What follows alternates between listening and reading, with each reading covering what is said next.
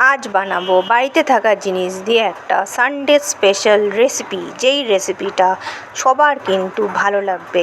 তো বন্ধুরা, তোমরা কিন্তু বানিয়ে নিতে পারো এইরকম একটা সুন্দর রেসিপি, তাও আবার বাড়িতে থাকা জিনিস দিয়ে, যেগুলো খেতে অপূর্ব এবং পুষ্টিকর।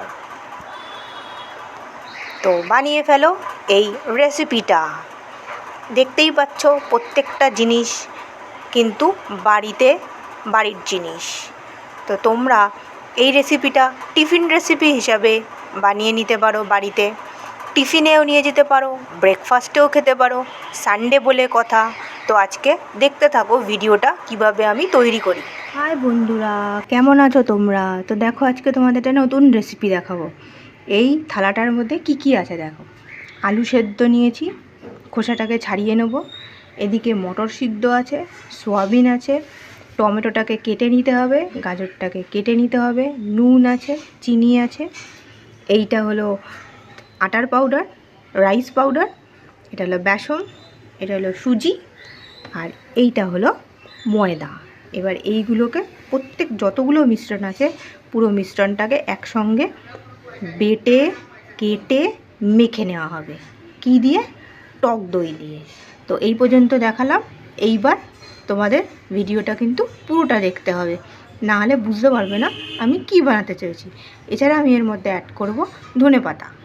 দেখো বন্ধুরা, টমেটো, গাজর আর নারকেল এটাকে আমি গ্রেডার দিয়ে গ্রেড করে নেব। হলো বাড়িতে পাতা টক দই। তো বাড়িতে পাতা আমার দেখো সবগুলোই কিন্তু আমি মোটামুটি গ্রেড করে নিয়েছি। এবার এর মধ্যে আমি দিয়ে দিচ্ছি টক দই। অন্যদিকে আমি টমেটো আর গাজর, নারকেল আর সামান্য একটু তেল দিয়ে দেবো, দিয়ে ভালো করে জিনিসটাকে মেখে নেব।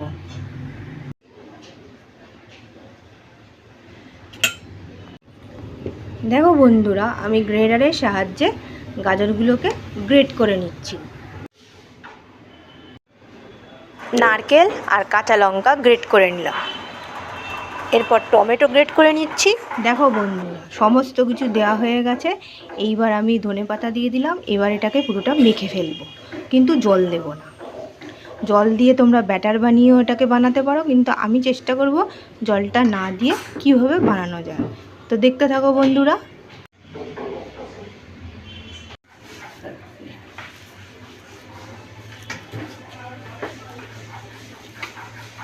দেখতেই পাচ্ছ এইরকমভাবে মাখবো।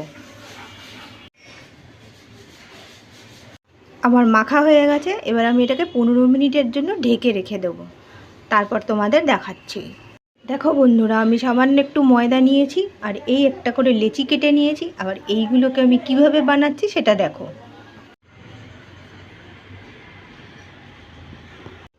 এই লেচি থেকে হাত দিয়ে এইরকমভাবে কিন্তু বানিয়ে নিতে হবে। তারপর তোমাদের দেখাচ্ছি আমি কি বানাতে যাচ্ছি। দেখো বন্ধুরা, আমি হাত দিয়ে এটাকে এইভাবে চাপাটি টাইপের বানিয়ে নিয়েছি। তোমরা এটাকে বেলেও করতে পারো। এইবার আমি এটাকে কি করতে চলেছি, তো সাথে থাকো বন্ধুরা। আমি চাটু বসিয়ে নিয়েছি। এইবার চাটুতে কি করব সেটা তোমাদের দেখাবো। দেখো বন্ধুরা, আমি তেল ছাড়া প্রথমে এগুলোকে দিয়ে দিলাম। আর আমি যেটা বানাচ্ছি সেটা কিন্তু কম তেলে বানাবো। তোমরা এটাকে বেলে লুচি হিসাবেও বানাতে পারো, কিন্তু আমি লুচি হিসাবে বানাবো না। আমি আজকে কম তেলেই এই জিনিসটা বানাবো। দেখো বন্ধুরা, আমি কিন্তু সামান্য তেল দিয়ে ভাজবো জিনিসটা। বন্ধুরা, ভাজা হচ্ছে। তো তোমরা কিন্তু এর মধ্যে পেঁয়াজও অ্যাড করতে পারো। তো আমি পেঁয়াজ অ্যাড করিনি। পেঁয়াজ ঝিরিঝিরি করে কেটে এর মধ্যে যখন মিশ্রণটা মাখা হচ্ছিল তখনই তোমরা দিতে পারো। মোটামুটি দেখো এপিট ওপিট ভাজা হয়ে গেছে। এবার কিন্তু আমি আস্তে আস্তে তুলতে থাকবো। দেখো বন্ধুরা, আমার তৈরি হয়ে গেল আজকের এই রেসিপিটা। এইবার আমি কি করব দেখো। দেখো বন্ধুরা, আমি এই ভাজাটা করার পর একদম অল্প তেলে ইউজ করেছি। এরপর এটাকে সাজিয়ে এর মধ্যে টক দই দিয়েছি, টমেটো, চাট মশলা আর সামান্য একটু বিট নুন দিয়ে দিয়েছি। তোমরা এখানে পেঁয়াজও দিতে পারো, ইউজ করতে পারো।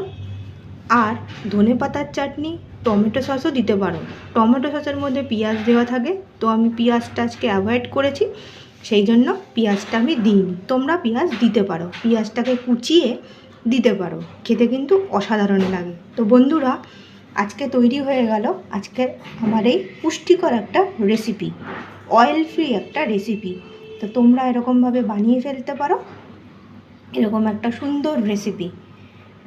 তো এইভাবেই সাথে থাকো, দেখতে থাকো রেসিপি, নতুন নতুন রেসিপি, আনকমন নিরামিষ রেসিপি। তো টাটা বন্ধুরা, ভালো থেকো,